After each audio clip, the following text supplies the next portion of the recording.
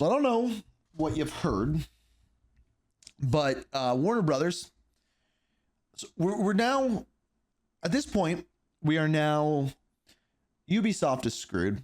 EA has been screwed for years, but you know how that goes. Activision is falling apart underneath Xbox, and now Warner Brothers Games is apparently falling apart as well.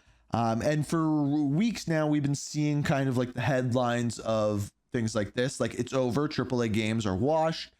And Mr. Matty Plays here has another one for us after what has happened this week with Warner Brothers. If you haven't heard yet, let's dive into it together. Straight up unacceptable. We had 3 more studio shutdowns, and many of these games were extremely lucrative, right? If we're looking at it from a business point of view, many of these games were very lucrative, but were plagued by awful business decisions, each and every single one of them. This is some of the most undeserved shutdowns we've seen in industry history, in my opinion. And especially when you look at WB, a prominent entertainment company, for someone who's been around so long in entertainment, I don't know how you can be this bad fired up between film and games. I don't get how you can be this bad at it. Let's do this. It's actually stunning. He's so fired up right now. I love this intro. I don't care what anyone says, but Call of Duty is a tactical shooter game and nobody does it better than Infinity Ward. Ooh, that's a hot take. That's a hot take. Tactically, I do agree with you. But you have to agree with Call of Duty being a tactical shooter to say that they make the best Call of Duty. So, interesting call. Thank you for the bits, dude. To watch a company with this much IP waltz into gaming. Batman, every DC superhero, sorry, but Batman.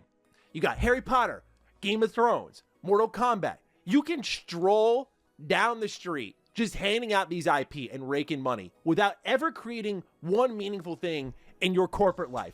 That is all. They have huge games. They have Hogwarts Legacy. They have the Arkham series. They have a lot of stuff. All you needed to do here. And you still found a way to bumble it completely to the point where studios who were making great things, who had really great ideas, who moved the industry forward, and by the way, did I get the name of that game profitable video games get shut down.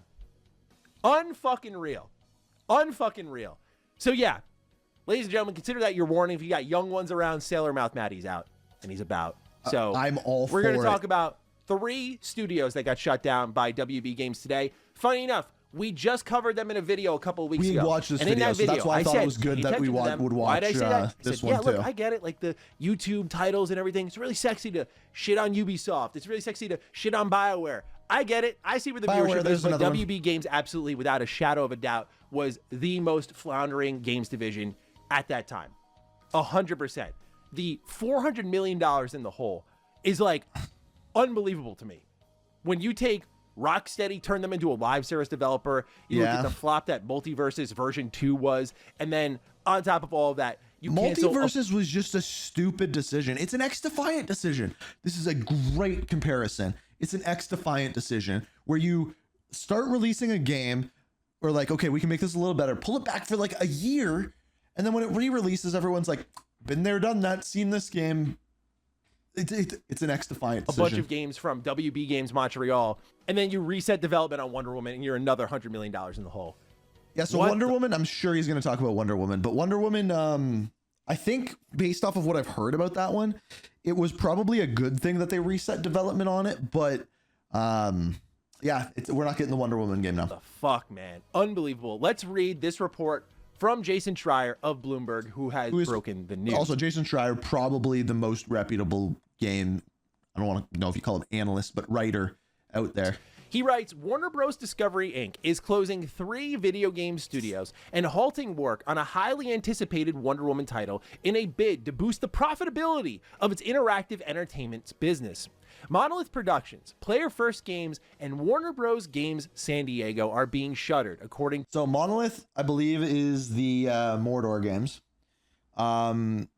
Player First, I believe, is MultiVersus, and then Warner Bros. San Diego is, I believe, the studio working on, was working on Wonder Woman. To a memo to staff viewed by Bloomberg News. The cuts reflect a refocusing of the games division on major franchises such as Harry Potter, Mortal Kombat, Game of Thrones, and DC Comics. The Game of Thrones one I don't know if you heard this. So they made a mobile game. Apparently they're working on a new Game of Thrones game, which to me is just like, what are we doing? Let's do this. What are we doing? Inc., can you please make a separate video on the studios itself and their controversies? Especially I want to see a video on Infinity Ward's rise and struggle, and then how Treyarch took over the franchise moving forward while Sledgehammer Yeah, I feel like a video like that would probably do best in a documentary style capacity of if I did like the whole story of the development of Call of Duty and the struggles of each one. I don't know how we'd do that. That would have to be one I'd probably have to write in like a Word document over a weekend and several beers, and then put it together into a video. But yeah, we can do something like that. Makes primarily Batman. Okay, let's talk about the studios first. For those who are not well versed with these teams, okay, WB Games San Diego will be the least talked about, but they're a support team that helped out Player First Games. But the main talk of this story will be around Monolith Productions, and rightfully so. They've been around since 1994, and they've made a plethora of fantastic games. But for me, what sticks out in my head, and I can at least speak personally to, is Fear. Fear is an amazing horror FPS title. But then you also have the Middle-earth Shadow series, right? Huge. Shadow of Mordor was industry shattering. It literally was industry shattering. They literally copyrighted a game system, and then they blew it all away. I'm sure he's going to say this with microtransactions. Because you had the Nemesis system introduced there, which, by the way, guess what's patented? Let this thing fucking go, dude. Please. The last thing we need is WB to take down into their grave that system. That is like the one good thing have to sell that off they that gave patent. birth to. The Nemesis system is super unique, gives you dynamic interactions with enemies in the open world map, and lets you craft your own stories. Very few new imaginative systems are introduced in gaming nowadays, and this is why patenting them is a bad idea. Whether your business goes down or just the lack of innovation that comes from it, that walled garden does not work, and we're seeing it happen in real time. I am very curious what happens to that system. But besides all of that, you had Middle-earth Shadow of Mordor. Really industry changing. Sure, it had like a Ubisoft open world formula, but that new system really set it apart. Combine that with free flow combat, decapitation, great abilities. What an awesome game. Without this system, Shadow the game of kind of War would have rolls sucked. around, right? Shadow of War is great now, but when it first launched, Microtransactions. loot boxes, get your randomized orcs here, y'all. Go invade a fortress with your best loot drops, y'all. Yeah, and it wasn't until like 9 months after the game came out, as I covered in that WB Games video, that they pulled the loot boxes out of the game. That was a from the top down decision. That came from WB into Monolith, and it contaminated the whole game. All right. So in other words, poor management, upper management in the publisher, sorry, wrong name, made the game fall apart. This will not be the first time we talk about this sort of situation. From there, that was 2017. We would never see Monolith again. No one knew when that game came out that would be their final game. And what a sad way to go out. Poisoned by WB. And then they had to go work on a Wonder Woman game, which I know in this article says highly anticipated. I mean, look, I'm open-minded to it, but I was interested in how do you mix Wonder Woman with the Nemesis system? And then we learned in that original Jason Schreier report that they were actually going to pursue a more action-adventure title for Wonder Woman, which and not in my eyes would actually make more sense. What a but fucking dumb idea. I'm sorry, dude. No. But like, okay, I disagree with him here. I think Wonder Woman doesn't work with the Nemesis system, at least in my eyes. So doing a more action-adventure game for Wonder Woman makes sense, but then now it shouldn't be Monolith who's making it. If Monolith has the expertise with the Nemesis system, they should be making a game that falls into that. And I think there's a lot of superheroes that Warner Bros. Has access to that would work for that, and they're clearly not doing it. So that is the defining feature for Monolith now, and you walk away from it? No way. Not only did WB poison and then shut down an extremely lucrative team that made popular open world games and worked well with big IP, then Player First is easily the most tragic of them all, because It was their first game in MultiVersus, and you couldn't have drawn it up better. Here comes a Smash Bros. Competitor, has its own identity in 2v2 style extremely gameplay. well at It's got first. the roster that you know and love, everything from Shaggy to LeBron James to characters from Game of Thrones, Lord of the Rings. As I mentioned earlier, WB has this IP library, and they pulled from it for this game, and they made something really good. Hundreds of thousands of players, people spending money, they're excited. Look at this. Oh my God. And best of all, you know you've got a hit when people are speculating about your roster and doing data mining leaks for the upcoming roster. I can only Like think of two Rivals right now. franchises who get that sort of treatment. Call of Duty? People try to do that for Smash Bros. And of course, most recently, It used to be Call of Duty. It used to be people would data mine to try to find the new operators, but they put out so many of them, no one cares now. Marvel Rivals. If you're in that company, you're doing something really well. Player First Games has a viral hit on their hands. What does WB do? They call it a beta and they pull it from the market. Seriously. What fucking idiot does that, bro? It's a good question. Really? Well, Who called that Ubisoft did shot? with That was XDefiant. the worst decision that game could have, any game possibly. Because when you have that zeitgeist, anyone in business, anyone in entertainment knows you cannot catch lightning in a bottle twice. You can't. You can build off that lightning, but you cannot catch it twice. You can recover from that, but you cannot catch it twice. The only example I can think of, maybe that XDefiant. caught it twice, Cyberpunk. Oh, Very rare that did it. exception. Where the Okay. anime just hit at the right time, where the updates were pouring in, and it had a recovery process. And then but I was gonna say, but that was designed, and for some reason, CD Projekt Red can just do that, where they mess up a game and then fix everything, and then it just does well years later. But perfect that's ending to that different. story was Phantom Liberty. But otherwise, Player First Games, They right? planned we that. look at that They- situation there. You're like, they okay, figured out, okay, stupid this is how business we're gonna decision, Maddie, redeem but this tragic game. enough, not that tragic. Here's the great part, right? And by great, I mean like sarcastically. They buy this team 8 months ago. 8 months ago. And shut them down.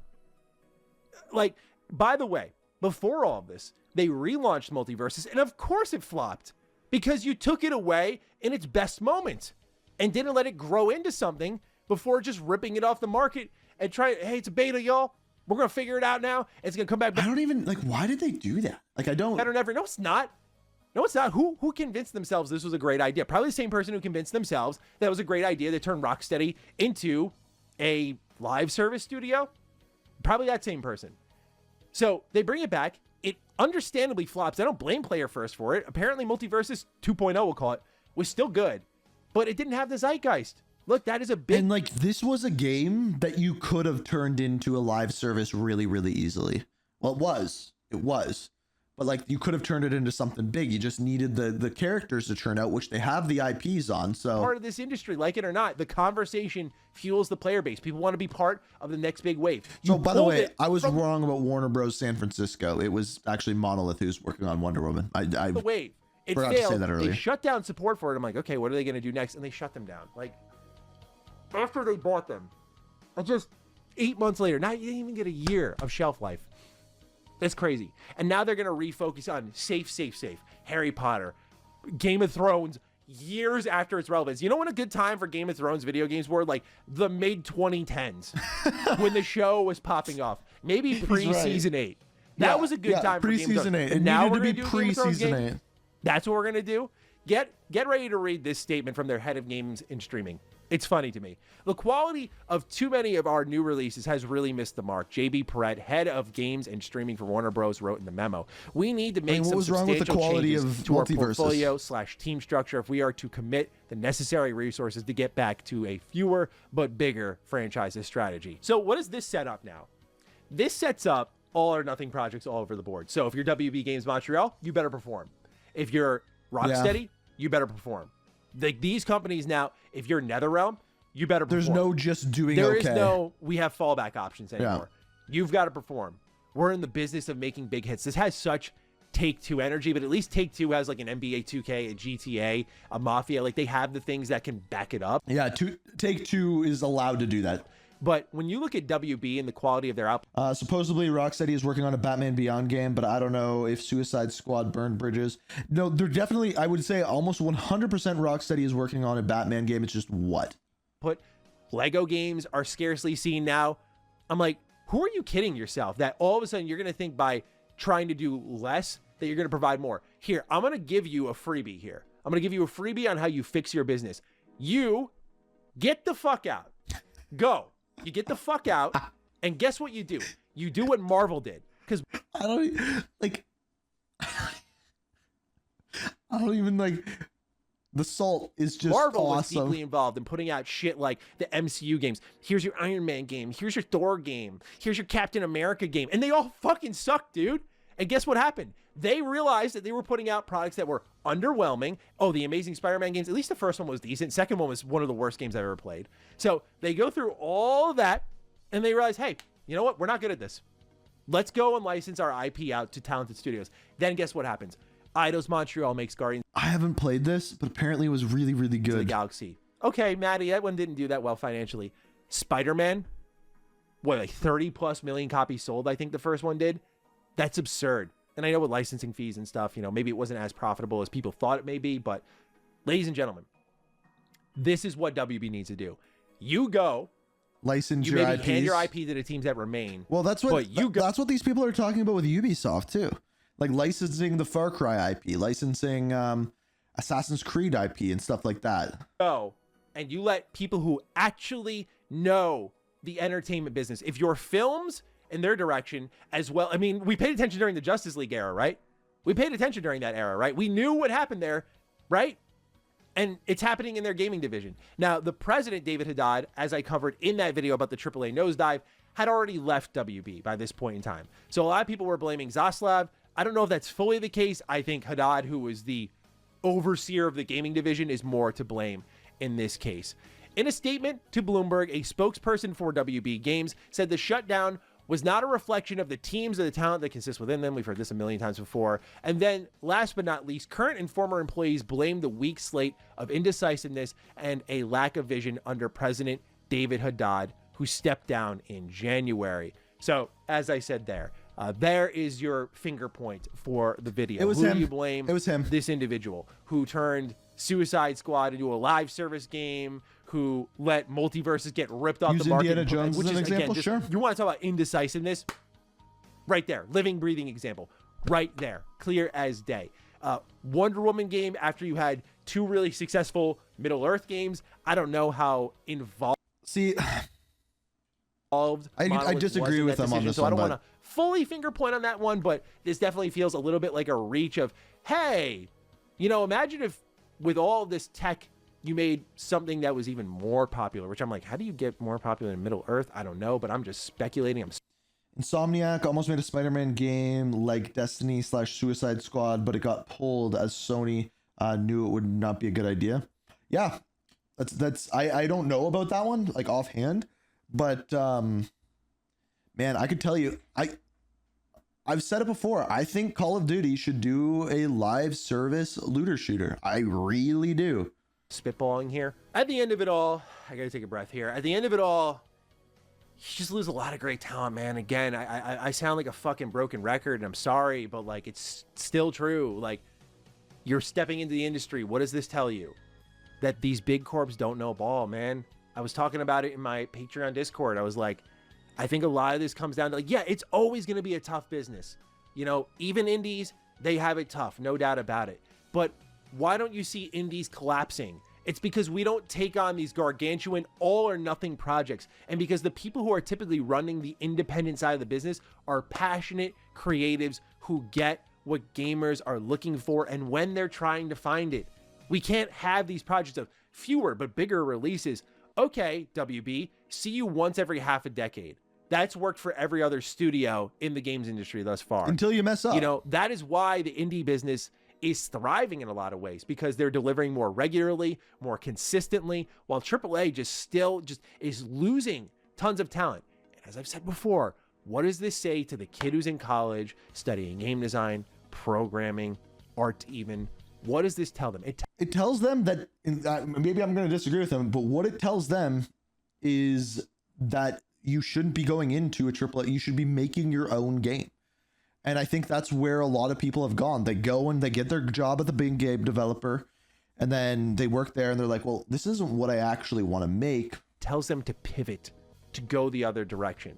because not everyone's going to have, and I don't mean this as a gloat, just to be very clear, not everyone's going to have a situation like me where we can spin things up individually on our own, kind of set our own standards, our own rules, get a project off the ground, get a nice team surrounding it, set our own standards, and then try to enter a more independent world. Like, that is a very rare exception, what I'm able to do here. What typically is happening is what you're seeing here. You're going to work really hard, go to... A great example of a live service game is Warframe. They're about to celebrate 12 years next week, and you don't have to pay a dime to get anything in the game.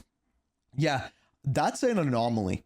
That game literally is an anomaly. I don't know how they do it, how they've stayed relevant.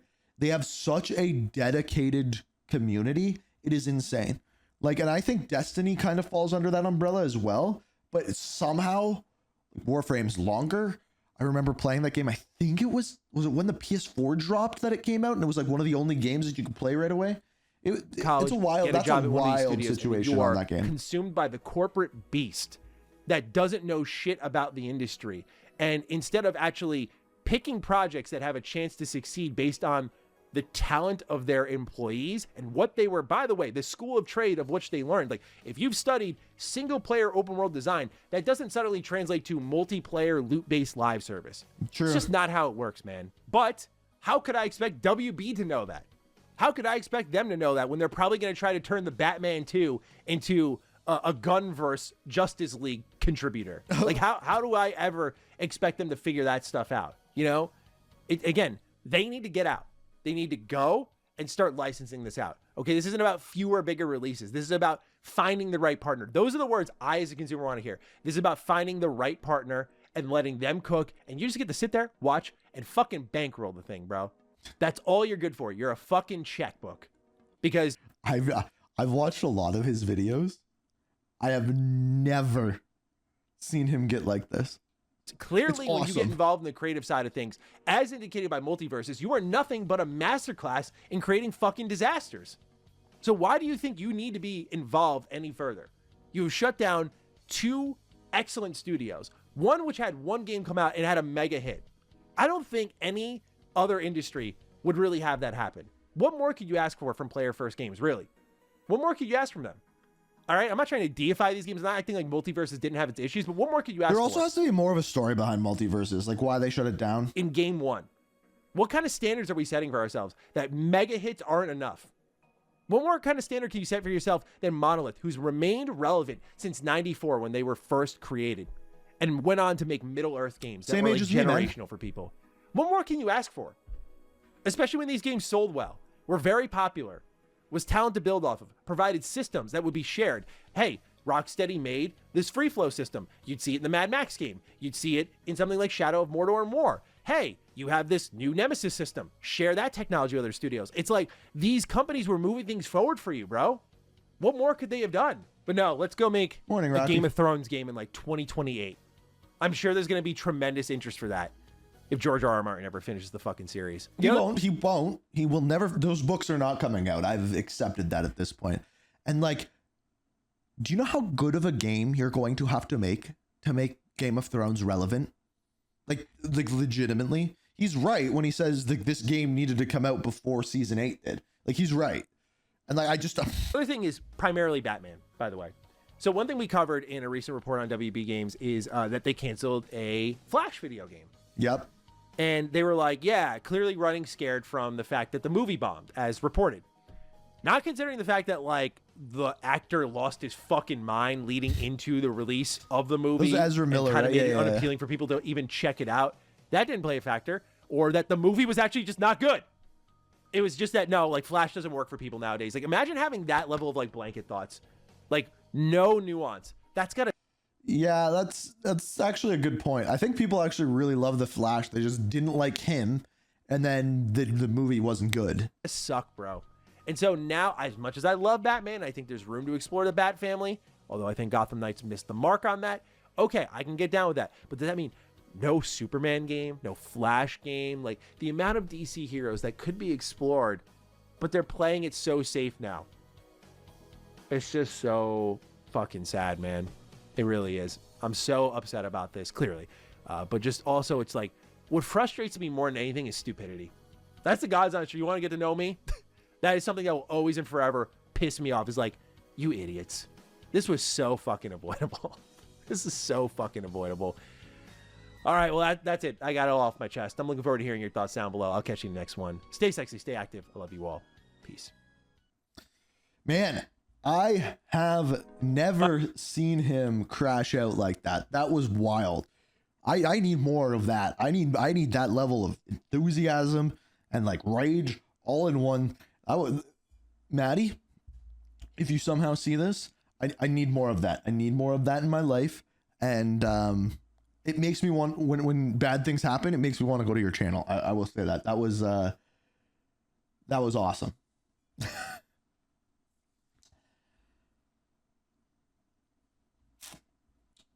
Your earlier message, I also think it's harder for indie devs to make what they want because the internet is sensitive these days. An example is the creator of the game I played a while back called The Coffin of Andy, and Lily is the most messed up game, but it's got a good story. However, the creator got doxxed and she had to leave the internet to stay safe. Dude, what? Is that... I'm looking this up.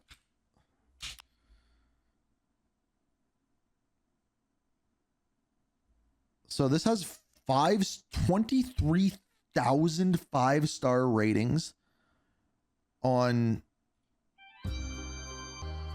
So it's...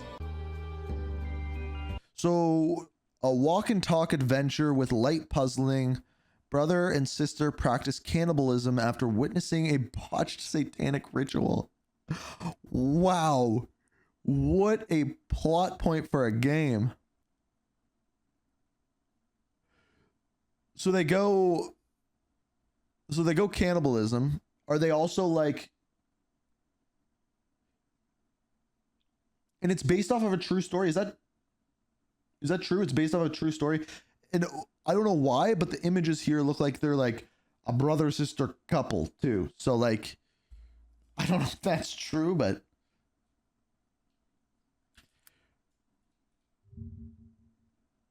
Oh, it's okay. It's not a true story. Okay. Like, it looks like incestuous is what I'm saying.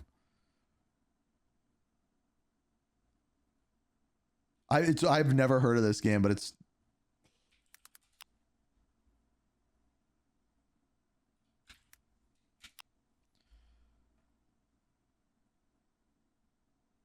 Oh yeah, it is like there's a romance part to it. That's...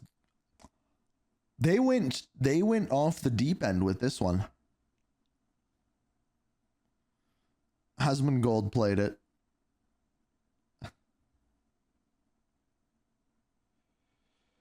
Anyway, dudes, I'm gonna just stream again today, so I'm gonna end this one, go get some work done, and probably shovel, and then we will be back around 1 p.m. Eastern Standard Time for the TMNT event. We'll play probably like an hour of that, and I'll hit the road, and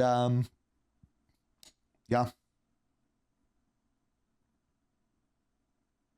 There's no... I didn't have a Modern Warfare 3 video to watch. I have exclusive Aces SBMM video. But we can watch that tomorrow or whatever. Oh, but we might play... Should we play Monster Hunter Wilds tomorrow?